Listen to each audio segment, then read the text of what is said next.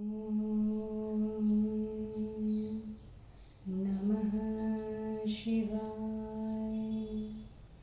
शिवजी सदा सहाय। ॐ नमः शिवाय। गुरुजी सदा सहाय। जय गुरुजी। अथ श्री वामन पुराणम् अष्टमोऽध्यायः। शाङ्गपाणेन मायान्तं दृष्ट्वग्रे दानवेश्वरः परिभ्रम्य गदां गेवान् मुङ्गे साध्यमतान्यत तादि तस्याथ गदवा धर्मपुत्रस्य नारद नेत्राभ्यामपतद्वारी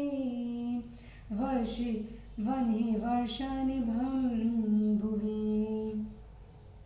मूर्धि नारायणस्यापि सा गदा दानवार्पिता अजा जगाम शतधा ब्रह्मा शैलशृङ्गे यथा शनी ततो निवृत्य दैत्येन्द्र समास्थाय रथं धृतम् आदाय कार्मुकं वीर स्तुणाद बाणनं समददे आनम्य चापं वेगेन गार्ध्वपत्रान् श्रीमुखान् ममोच साध्यय तदा क्रोधान्धकारिताननः तानापतत एवाशु बाणं श्वनन्द्र दसन्निभान् चिच्छेद बाणेरपेर निर्बिभेद च दानवम् ततो नारायणं दैत्यं नारायणाशरे अविद्येतां तदान्योऽयं मर्मविद्विरजिहगे ततोऽम्बरे सन्निपातो देवानामभवन्मुने दिदृक्षूणां तदा योद्धं लघुचित्रं च सुष्ठु च ततः सुराणां दुन्दुभ्य स्तवधन्तमहास्वना पुष्पवर्षमनोप्यमुचुः साध्य दैत्ययो ततः पश्यस्तु देवेषु गगनस्थेषु तावुभो अयुध्येतां महेश्वासो प्रेक्षकप्रीतिवर्धनम् बबन्धतुस्तदाकाशं तावुभो शरवृष्टिभिः दिशश्च विदिशश्चैव छादयेतां शरोत्करे ततो नारायणश्वापं समाकृष्य मुने बिभेदमार्गणे स्तीक्षे प्रह्लादं सर्वमर्मसु तथा दैत्येश्वरः क्रुधा श्वापमानम्य वेगवान् बिभेद हृदये बाह्योर्वर्धने च नरोत्तमम्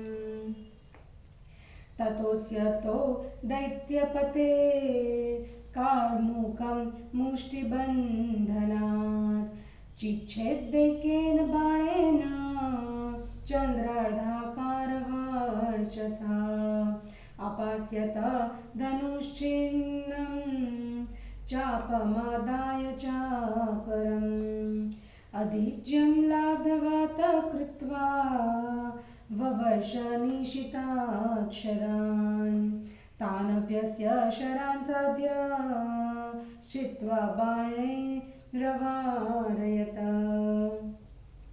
कार्मुकं च क्षुरपेण चिच्छेद पुरुषोत्तमः छिन्नं छिन्नं धनुर्दैत्य स्तम्भन्यन्दन्यस्तमददे समादते तदा साध्यो मुने चिच्छेदलाघवात् सञ्छिन्नेष्वथ चापेषु जग्रादितिजेश्वरः परिघं दारुणं दीर्घ सर्वलोहमयं दृढं परिगृहाथ परिधं भ्रामयामास दानवः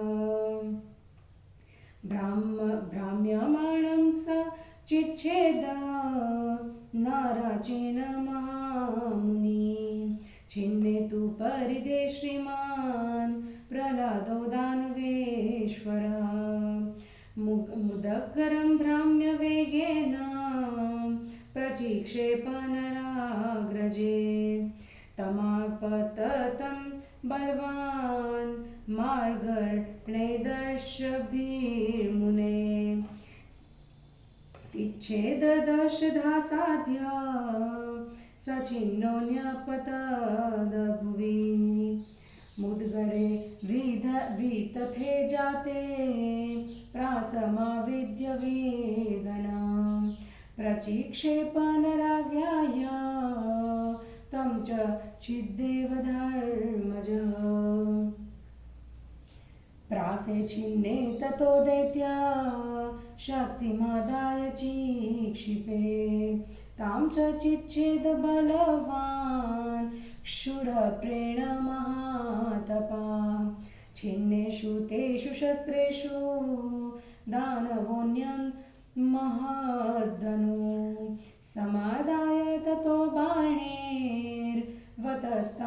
नारद ततो नारायणो देवो दैत्यनाथं जगद्गुरु नाराचेन जधानाथ हृदये सुरतापसः संभिन्नहृदयो ब्रह्मन् देवेलादूतकर्मणा निपपात रथोपस्थे तमपोवाह सारथि ससंज्ञां सुचिरेणैव प्रतिलभ्यदितीश्वरः शुद्धध्वं चापमादाय भूयो योद्धुमुपागतः तमागतं संनिरीक्ष्य प्रत्युवाच नराग्रज गच्छ दैत्येन्द्र योत्स्याम प्रातस्त्वाभिकमाचर एवमुक्तोदितिशस्तु साध्येनाद्भुतकर्मणा जगामनेमिषारण्यं क्रियां चक्रे तदाधिकीम् एवं युध्यति देवे च प्रह्लादो ह्यसुरो मुने रात्रौ चिन्तयते युद्धे कथं जेष्यामि दाम्भिकम् एवं नारायणेनासो सहायुध्यत नारद दिव्यं वर्षसहस्रं तु दैत्यो देवं न चाजयत ततो वर्षसहस्रान्ते ह्यजिते पुरुषोत्तमे पितवाससमप्येत्य दानवो वाक्यमब्रवीत् किमर्थ देवदेवेश साध्यं नारायणं हरिं विजेतुं नादशक्तो शक्नोमि एतन्मे कारणं वद पीतवास उवाच दुर्जयोऽसो महाबाहु स्तवाया प्रह्लाद धर्मजः साध्यो विप्रवरो धीमान् मृधे देवासुरेरपि यथसो दुर्जयो देवा मया साध्यो रणाजिरे तथा तत्कथं प्रत्यतिजाग्नं तदस्यं भविष्यति। प्रहलाद उवाच हीनप्रतिज्ञो देवेश कथं जीवेत मादृशः तस्मात्तवाग्रतो विष्णो करिष्ये कायशोधनं। पुलत्स्य उवाच इत्येवमुक्त्वा वचनं देवाग्रे दानवेश्वरः शिरस्नातस्तदा तत्स्थ्यो गृणन् ब्रह्मन् सनातनम्। ततो दैत्यपतिं विष्णु पितवासा ब्रवीद्वचा गच्छ चेष्यसि भक्त्या तं न युद्धेन कथञ्चन। प्रह्लाद उवाच मया जितं देवदेव त्रैलोक्यमपि सुव्रता जितोऽयं त्वत्प्रसादेन शक्रः किमुतधर्मजः असो यज्ञजयो देव त्रैलोक्येनापि सुव्रतः न स्थातुं त्वत्प्रसादेन शक्यं किमु करोम्यज। पीतवास उवाच सोऽहं दानवशार्दूला लोकानां हितकाम्यया धर्मप्रवर्तापयितुं तपश्चर्या समास्थितः तस्मादिच्छसि जयं तमाराधय दानव तं पराजेष्यसि भक्त्या तस्मात् शुश्रूष धर्मजम्। पुलत्स्य उवाच इत्युक्तः पीतवासेन दानवेन्द्रो महात्मना अब्रवीद्वचनं हष्ट समाहूयान्धकं मुने। प्रह्लाद उवाच दैत्याश्वदानवाश्वेव परिपाल्यास्तवयान्धक मयोऽसृष्टमिदं राज्यं प्रतीच्छस्व महाभुज।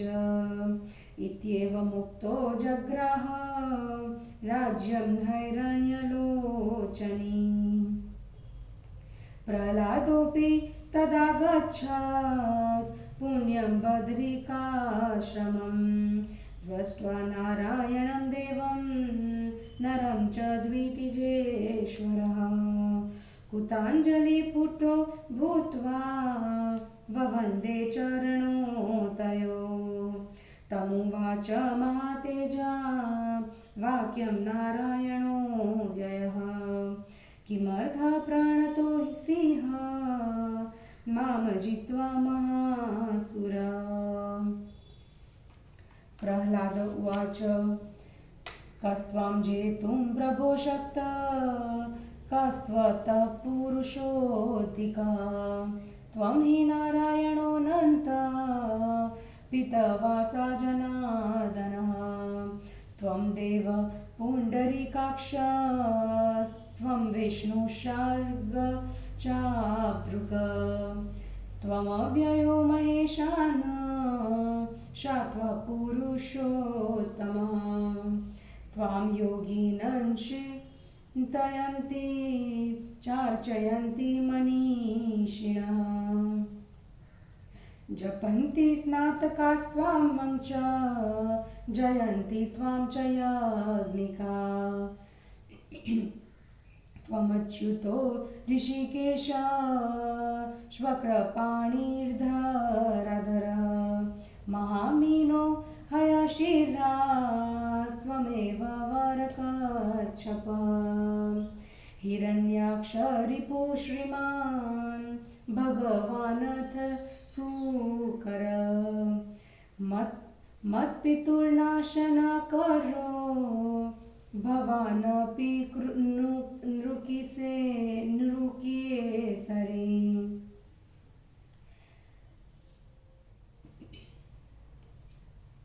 ब्रह्मा त्रिनेत्रो मररादहुताश प्रेताधिपो निरपति समीर सूर्यो मृगाङ्को चलजङ्गमाधो भवान् विभो नाथ खगेन्द्रकेतो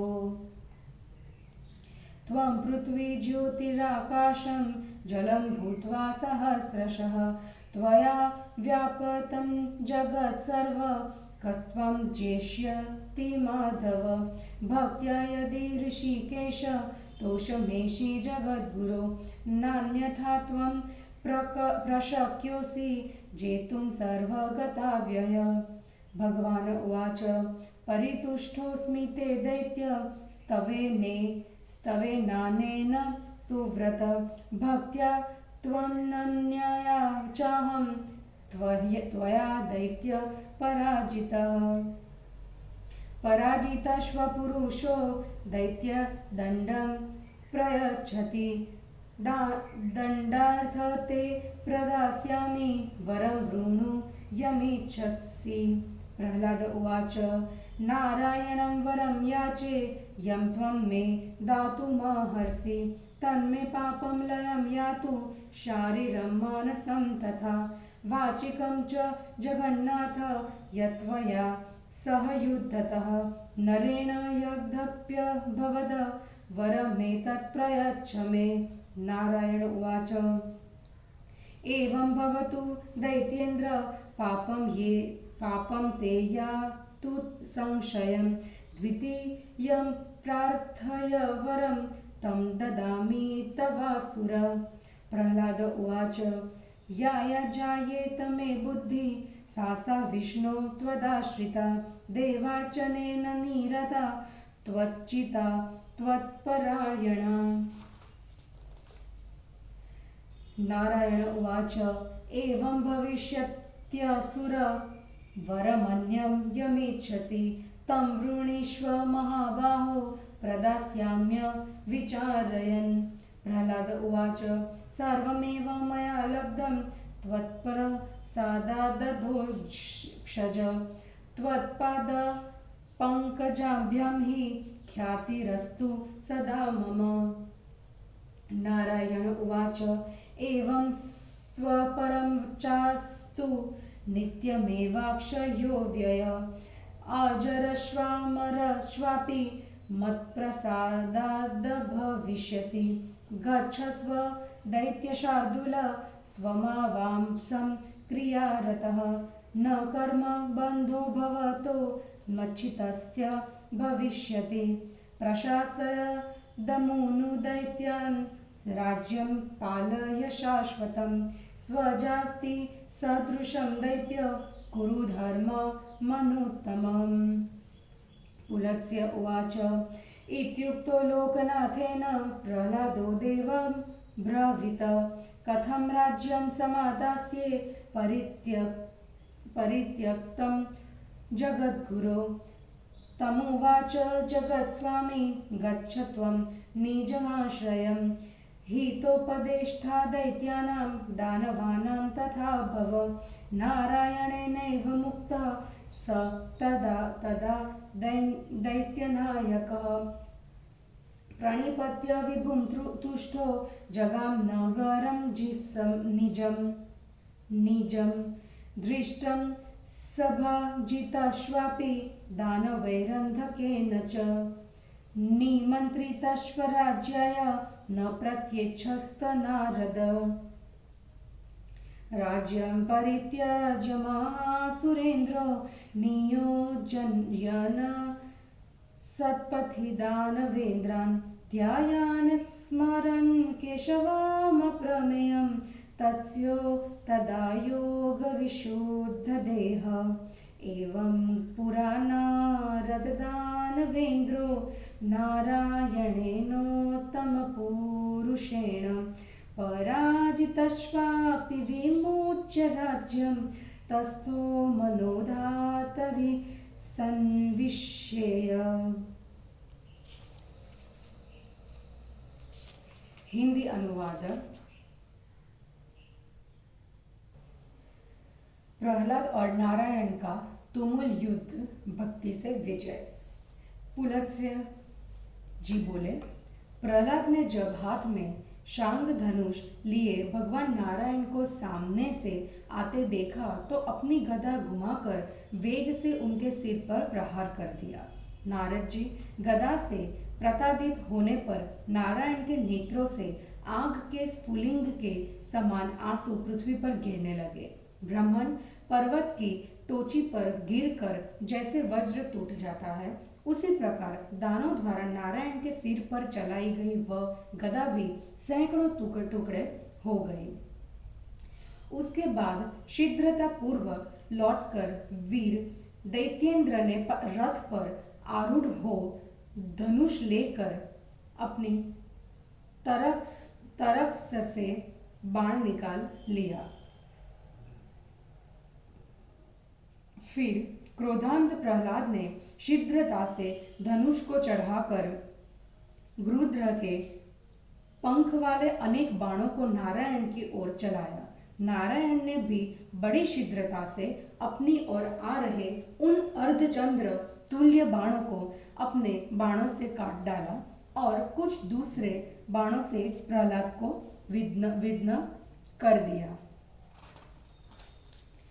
तब दैत्य ने नारायण को और नारायण ने दैत्य को एक दूसरे को मर्मभेदी एवं सीधे चलने वाले बाणों से वेध दिया। मुने उस समय शीघ्रता पूर्वक हो रहे इस कौशल्य युक्त विचित्र एवं सुंदर युद्ध को देखने की इच्छा वाले देवताओं का समूह आकाश में एकत्र हो गया। उसके बाद बड़े जोर से बजने वाले नगाड़ों को बजाकर देवताओं ने भगवान नारायण के और दैत्य के ऊपर अनुपम रूप में पुष्पों की वर्षा की। फिर उन दोनों धनुर्धारियों ने आकाश में स्थित देवताओं के सामने दर्शकों को आनंद देने वाला दिलचस्प अनूठा युद्ध किया। उस समय उन दिनों ने बाणों की वृष्टि से आकाश को मानो बांध दिया और बाण वृष्टि से दिशाओं एवं विदिशाओं को ढक दिया। महामुनि नारद जी तब नारायण ने धनुष को खींचकर तेज बाणों से प्रहलाद के सभी मर्म स्थलों में प्रहार किया और फुर्ती वाले दैत्यश्वर ने क्रोधपूर्वक धनुष को चढ़ाकर नरोत्तम के हृदय, दोनों भुजाओं और मुंह को भी बाण से बेध दिया। उसके बाद नारायण ने बाण चला रहे प्रहलाद के धनुष के मुष्टिबंध को अर्धचंद्र के आकार वाले एक तेजस्वी बाण से काट दिया। प्रहलाद ने भी कटे धनुष को झट फेंक कर दूसरा धनुष हाथ में ले लिया और शीघ्र ही उसकी प्रत्यक्षा मतलब डोरी चढ़ाकर तेज बाणों की वर्षा प्रारंभ कर दी। पर उसके उन शोरों को भी नारायण ने बाणों से काट कर निवारित कर दिया और उन पुरुषोत्तम ने तीक्ष्ण बाण से उसके धनुष को भी काट डाला। नारद जी एक धनुष के छिन्न होने पर दैत्य राज ने बारंबार दूसरा धनुष ग्रहण किया, किंतु नारायण ने लिए हुए उन धनुषों की भी तुरंत काटकर गिरा दिया। फिर धनुषों के कट जाने पर दैत्यपति प्रहलाद ने एक भयंकर मजबूत और लोह से बने परिद नामक अस्त्र को उठा लिया। उसे लेकर वे दानव मतलब प्रहलाद चारों ओर घुमाने लगे। उस घुमाए जाते हुए परिध को भी महामुनि नारायण ने बाण से काट दिया। उसके कट जाने पर श्रीमान धनुजेश्वर प्रहलाद ने पुनः एक मुद्गर को वेग से घुमाकर उसे नारायण के ऊपर फेंका। नारद जी उस आते हुए मुद्गरों भी बलवान नारायण ने 10 बाणों से 10 भागों में काट दिया। वह नष्ट होकर पृथ्वी पर गिर पड़ा। प्रहलाद ने मुद्गर के विफल हो जाने पर प्राश नामक अस्त्र लेकर बड़े जोरों से नर के बड़े भाई नारायण के ऊपर चला दिया, पर उन्होंने उसे भी काट डाला। प्राश के नष्ट हो जाने पर दैत्य ने तेज शक्ति फेंकी, पर बलवान महातपा नारायण ने उसे भी अपने क्षुरप्र के द्वारा काट डाला। नारद जी, उन सभी अस्त्रों के नष्ट हो जाने पर प्रहलाद दूसरे विशाल धनुष को लेकर बाणों की वर्षा करने लगे। तब परम तपस्वी जगत गुरु नारायण देव ने प्रहलाद के हृदय में नाराज से प्रहार किया।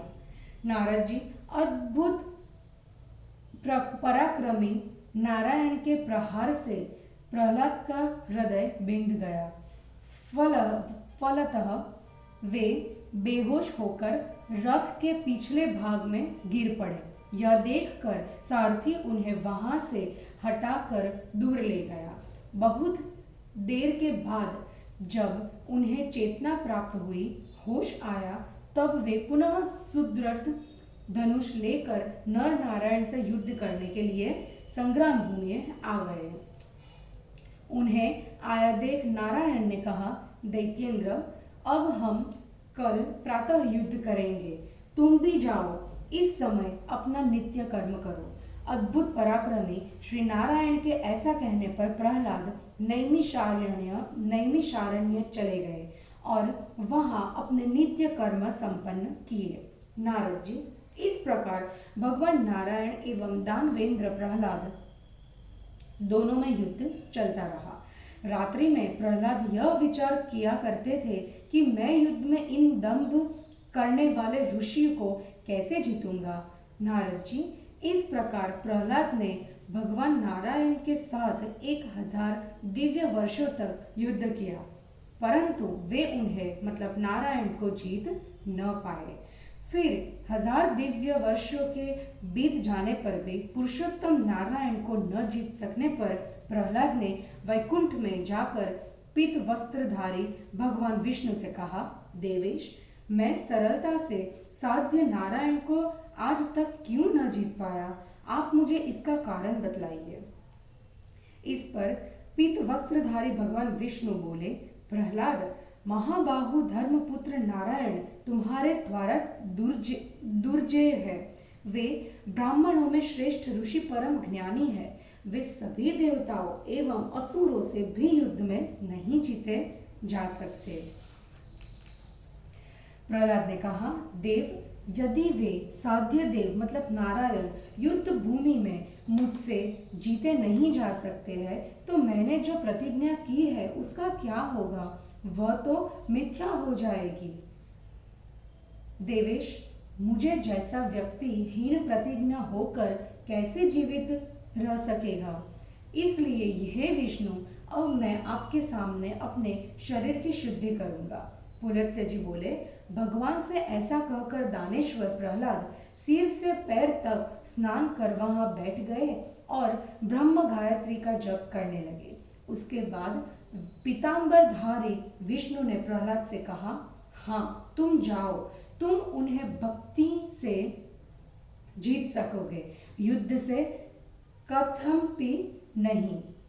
प्रहलाद जी बोले, देवादिदेव सुव्रत, आपकी कृपा से मैंने तीनों लोकों तथा इंद्र को भी जीत लिया है। इन धर्मपुत्र की बात ही क्या है? हे अज, यदि ये सदवर्ती त्रिलोकी से भी अजय है तथा आपके प्रसाद से भी मैं उनके सामने नहीं ठहर सकता, तो फिर मैं क्या करूं? इस पर भगवान विष्णु बोले, दानव श्रेष्ठ, वस्तुतः नारायण रूप में वहां मैं ही हूँ। मैं ही जगत की भलाई की इच्छा से धर्म प्रवर्तन के लिए उस रूप में तप कर रहा हूँ। इसलिए प्रहलाद, यदि तुम विजय चाहते हो तो मेरे उस रूप की आराधना करो। तुम नारायण को भक्ति द्वारा ही पराजित कर सकोगे। इसलिए धर्मपुत्र नारायण की आराधना करो। इसी अर्थ में वे सुसाध्य है। पुलत्स्य जी बोले, मुने, भगवान विष्णु के ऐसा कहने पर प्रहलाद प्रसन्न हो गए। उन्होंने फिर अंधक को बुलाकर इस प्रकार कहा। प्रहलाद जी बोले, अंधक तुम दैत्यों और दानवों को प्रतिपालन करो। महाबाहो, मैं यह राज्य छोड़ रहा हूँ, इसे तुम ग्रहण करो। इस प्रकार कहने पर जब हिरण्याक्ष ने पुत्र ने राज्य को स्वीकार कर लिया, तब प्रहलाद पवित्र बदरिकाश्रम चले गए। वहां उन्होंने भगवान नारायण तथा नर को देखकर हाथ जोड़कर उनके चरणों में प्रणाम किया। महातेजस्वी भगवान नारायण ने उनसे कहा, महासुर, मुझे बिना जीते ही अब तुम क्यों प्रणाम कर रहे हो? प्रहलाद बोले, प्रभु, आपको भला कौन जीत सकता है? आपसे बढ़कर कौन हो सकता है? आप ही अनंत नारायण पीतांबरधारी जनार्दन हो। आप ही कमल नयन शांग धनुषधारी विष्णु हो। आप अव्यय महेश्वर तथा शाश्वत परम पुरुषोत्तम है। योगी जन आपका ही ध्यान करते हैं। विद्वान पुरुष आपकी ही पूजा करते हैं। वेदज्ञ आपके नाम का जप करते हैं तथा याज्ञिक जन आपका यजन करते हैं। आप ही अच्युत, ऋषिकेश, चक्रपाणि, धराधर, महामत्स्य, हयग्रीव तथा श्रेष्ठ कच्छप मतलब कूर्म अवतारी है। आप हिरण्याक्ष दैत्य का वध करने वाले ऐश्वर्य युक्त और भगवान आदि वाराह है। आप ही मेरे पिता को मारने वाले भगवान नृसिंह है। आप ब्रह्मा, शिव, इंद्र, अग्नि, यम, वरुण और वायु है। हे स्वामी, हे खगेंद्र केतु मतलब गरुड़ ध्वज, आप सूर्य, चंद्र तथा स्थावर और जंगम के आदि है। पृथ्वी, अग्नि, आकाश और जल आप ही है। सहस्त्र रूपों से आपने समस्त जगत को व्याप्त किया है। माधव, आपको कौन जीत सकेगा? जगत गुरु ऋषिकेश, आप भक्ति से ही संतुष्ट हो सकते हैं। हे सर्वगत, हे अविनाशीम, आप दूसरे किसी भी अन्य प्रकार से नहीं जीते जा सकते। श्री भगवान बोले, सुव्रत दैत्य, तुम्हारी इस स्तुति से मैं अत्यंत संतुष्ट हूँ। दैत्य, अनन्य भक्ति से तुमने मुझे जीत लिया है। प्रहलाद, पराजित पुरुष विजेता को दंड के रूप में कुछ देता है, परंतु मैं तुम्हारे दंड के बदले तुम्हें वर दूंगा। तुम इच्छित वर मांगो। प्रहलाद जी बोले, हे नारायण, मैं आपसे वर मांग रहा हूँ, आप उसे देने की कृपा करें। हे जगन्नाथ, आपके तथा नर के साथ युद्ध करने में मेरे शरीर, मन और वाणी से जो भी पाप मतलब अपकर्म हुआ हो वह सब नष्ट हो जाए। आप मुझे यही वर दे। नारायण ने कहा, दैतेंद्र, ऐसा ही होगा, तुम्हारा पाप नष्ट हो जाए। अब प्रहलाद, तुम दूसरा एक वर मांग लो, मैं उसे भी तुम्हें दूंगा। प्रहलाद जी बोले, हे भगवान, मेरी जो भी बुद्धि हो वह आपसे ही संबंध हो। वह देव पूजा में लगी है। मेरी बुद्धि आपका ही ध्यान करे और आपके चिंतन में लगी रहे। नारायण ने कहा, प्रहलाद, ऐसा ही होगा, पर हे महाबाहो, तुम एक और अन्य वर भी जो तुम चाहो मांगो। मैं बिना विचारे ही, बिना अदय का विचार किए ही वह भी तुम्हें दूंगा। प्रहलाद ने कहा, अघोक्षज, आपके अनुग्रह से मुझे सब कुछ प्राप्त हो गया। आपके चरण कमलों से मैं सदा लगा रहूं और ऐसी ही मेरी प्रसिद्धि भी हो, अर्थात मैं आपके भक्त के रूप में ही चर्चित हूँ। नारायण ने कहा, ऐसा ही होगा। इसके अतिरिक्त मेरे प्रसाद से तुम अक्षय, अविनाशी, अजर और अमर होंगे। दैत्य श्रेष्ठ, अब तुम अपने घर जाओ और सदा धर्म कार्य में रत रहो। मुझ में मन लगाए रखने से तुम्हें कर्म बंधन नहीं होगा। इन दैत्यों पर शासन करते हुए तुम शाश्वत मतलब सदा बने रहने वाले राज्य का पालन करो। दैत्य अपनी जाति के अनुकूल श्रेष्ठ धर्मों का अनुष्ठान करो। पुलत्स्य जी बोले, लोकनाथ के ऐसा कहने पर प्रहलाद ने भगवान से कहा, जगत गुरु, अब मैं छोड़े हुए राज्य को कैसे ग्रहण करूं? इस पर भगवान ने उनसे कहा, तुम अपने घर जाओ तथा दैत्यों एवं दानवों कल्याणकारी बातों का उपदेश करो। नारायण ने ऐसा कहने पर वे दैत्य नायक मतलब प्रहलाद परमेश्वर को प्रणाम कर प्रसन्नता पूर्वक अपने नगर निवास स्थान को चले गए। नारद जी, अंधक तथा दानवों ने प्रहलाद को देखा एवं उनका सम्मान किया और उन्हें राज्य स्वीकार करने के लिए अनुरोधित किया, किंतु उन्होंने राज्य स्वीकार नहीं किया। दैत्येश्वर प्रहलाद राज्य को छोड़ अपने उपदेशों से दानव श्रेष्ठों को शुभ मार्ग में नियोजित तथा भगवान नारायण का ध्यान और स्मरण करते हुए योग के द्वारा शुद्ध शरीर होकर विराजित हुए। नारद जी इस प्रकार पहले पुरुषोत्तम नारायण द्वारा पराजित दानवेंद्र प्रहलाद राज्य छोड़कर भगवान नारायण के ध्यान में लीन होकर शांत एवं सुरक्षित हुए थे। इस प्रकार श्री वामन पुराण में 8वां अध्याय समाप्त हुआ। जय गुरु जी।